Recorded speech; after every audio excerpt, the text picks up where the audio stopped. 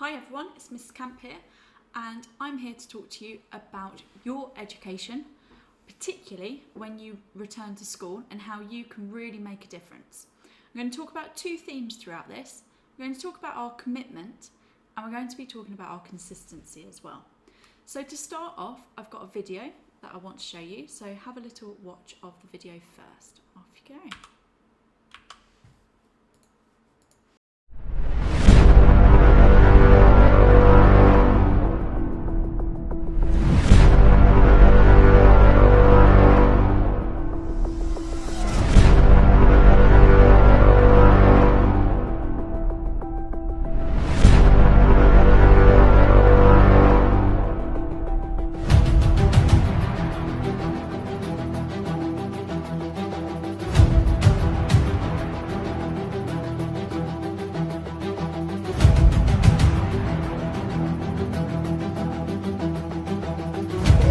Without commitment, you'll never start.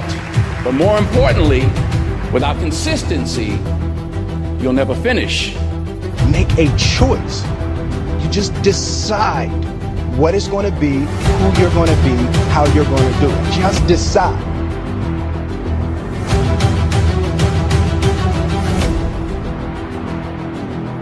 I believe hard work pays off. Keep moving, keep growing, keep learning.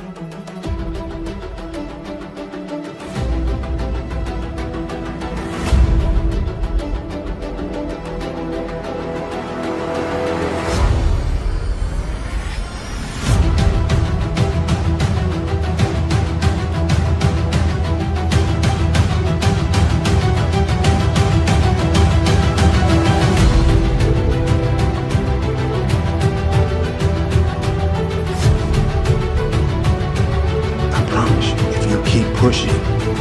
If you keep giving me all your effort, it will happen.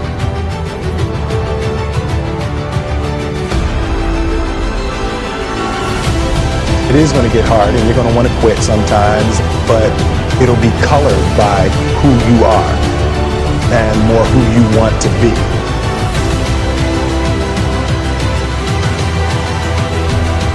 The road to success is through commitment and through the strength to drive through that commitment when it gets hard.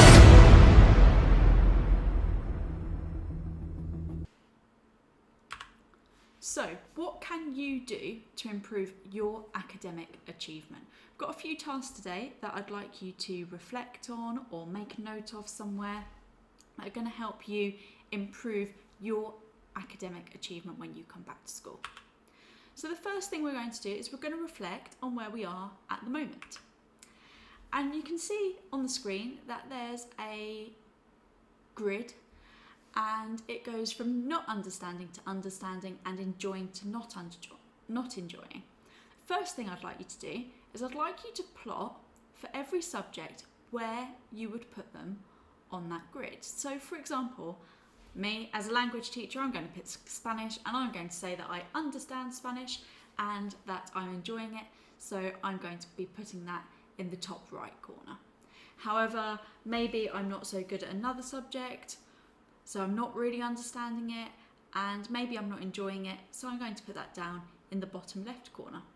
There might be some subjects that maybe I don't understand, but generally I enjoy, and they'd be able to go in the top left corner, and so on. So you can pause this video whilst you reflect and put your subjects into this grid. It can be done on a quick bit of scrap paper. It doesn't have to be anything particularly neat. Off you go. So then, is this true or false for you, that the subjects you said you enjoy tend to be the ones that you also understand or that you're doing well in? So our second activity regarding our reflection, I've got a few questions for you to ask yourself. No one's going to ask you this, but you can reflect honestly to yourself. Do you feel like you are working hard? Are you reactive? Do you do the things that the teacher tells you to do? Or are you proactive? Do you set yourself your own targets? Do you set yourself your own work? Are you self-motivated? Do you go and research things that you're interested in? So thinking about those two questions, where would you put yourself on the line below? Would you say you're more reactive or that you're proactive? Would you say that it's different for different subjects? Maybe you'd plot on there for some subjects that you're really proactive, but maybe for some other subjects you might just be reactive. So you might just do what you have to do. So think about why you're making this decision and make a little note of the evidence that you have for that. So for example, if I'm saying that I'm really proactive in maths, it might be because I'm logging on to Hegarty Maths and I'm doing a question every day. Or I might say, actually, I'm not very proactive in history. I do the homework, so I do what the teacher tells me to do, but I don't really go and research extra things. So again, pause the video, and once you've completed the activity, you can press play to continue. So part 2, this is the real bulk of what I want us to look at today. So commitment and consistency.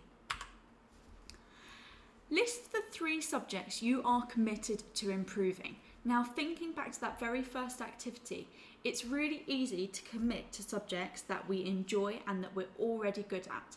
But what's going to make the biggest difference for you? It's probably going to be one of the subjects that are on the left-hand side of that grid. It's going to be one of the subjects where it's more towards you not understanding, and perhaps you might still enjoy it or you might not enjoy it, but those are the ones that are going to make the difference. So think of 3 subjects that you are going to decide that you are going to be committed to improving over the next few weeks and months. Again, once you've got that, you can continue.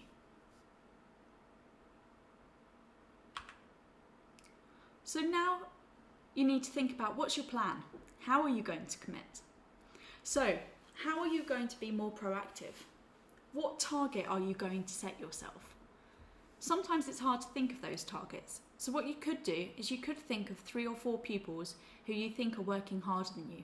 What are they doing differently? Why do you think they're working harder than you? And some of you might be working really hard already and already have an idea of which subjects you want to improve, and you might already be on that path to improving. Just reflect, have you got the balance right between work and rest? Do you still have time for things that you enjoy doing as well? Or are maybe sometimes you just a bit too focused on work and you're not getting exercise or you're not getting fresh air? So thinking about how you could be more proactive. Is there a particular website used in one of those subjects that you could maybe spend 10 minutes on a day? Could you find a YouTube video? Could you spend 5 minutes reading back through your work for that lesson? What could you do in those subjects? Again, pause, and once you've made some notes for yourself, you can press continue.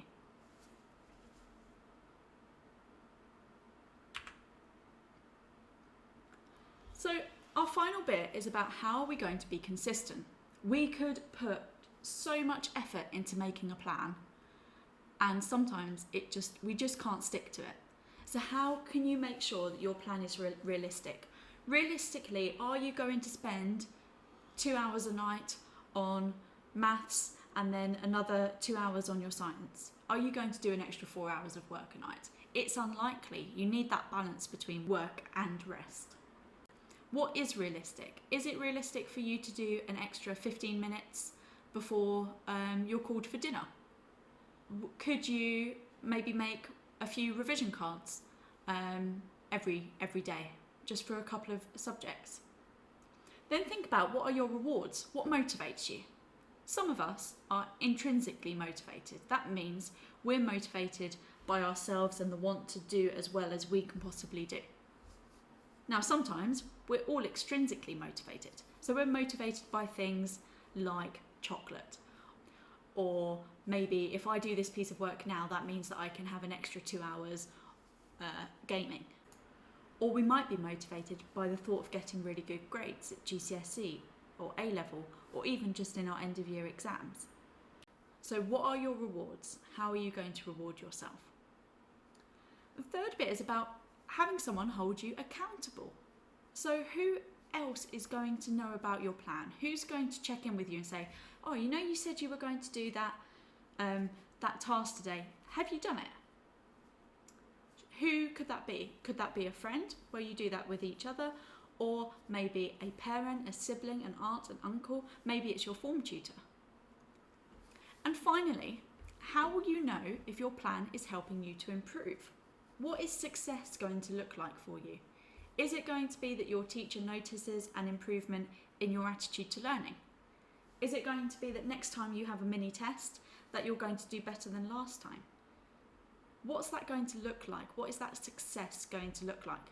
And how will you feel when you succeed? So imagining that success.